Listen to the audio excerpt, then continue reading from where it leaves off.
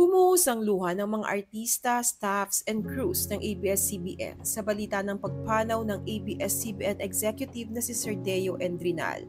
Siya ang head ng ABS-CBN's content production unit na Dreamscape Entertainment, na siyang may likha sa mga makabuluhang storya na ipinapalabas ng Kapamilya Network, gaya ng FPJs ang Probinsyano, Senior High, Dirty Linen, Batang Quiapo, Pira-Pirasong Paraiso at marami pang iba. Ayon sa ulat, multiple organ failure ang siyang sanhi ng pagpanaw ni Sir Deo sa edad nitong 60 years old. Samantala, nagdadalamhati ang mga taga-ABS-CBN maging ang mga artista nito sa naging pagpanaw ni Sir Deo Endrinal na para na rin nilang magulang. Si Vice Ganda na isa sa big stars ng ABS-CBN ay nagluluksa sa pagkawala ng kanyang kaibigan at manager. Ani Vice, Sir Deo, my manager, my mother, my supporter, my basher, my friend, and now my angel. I will always love you. I will always be grateful to you.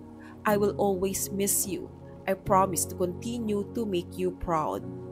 Narito naman ang mensahe ni Bea Alonso. You were a blessing to many.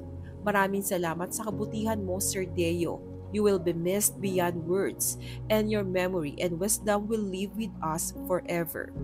Si Gary Valenciano ay nagpahati din ng mensahe. Anya, he is the reason why I became part of ASAP and Kapamilya Artist. After watching one of my shows at the Music Museum for my 23rd anniversary, he made the doors open up for me at ABS-CBN. Love you, Deo.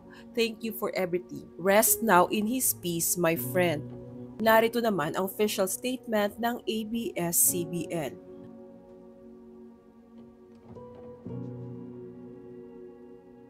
Narito pa ang mga celebrities na nagpahatid ng panalangin at pakikiramay.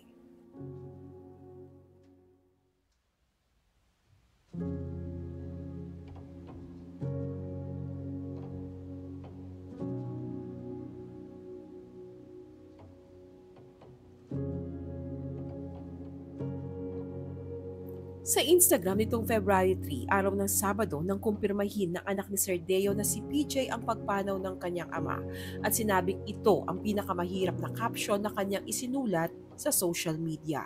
Mababasa rito, "This has to be the hardest caption that I will ever post. Thank you, Daddy, for everything. You have been the best father not just to me but to everyone that has known you. We will always remember how fortunate we are that you were in our lives.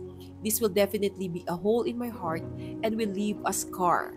But I know that you're finally free from pain and now happily dancing in heaven, cause you'll definitely be the life of the party up there.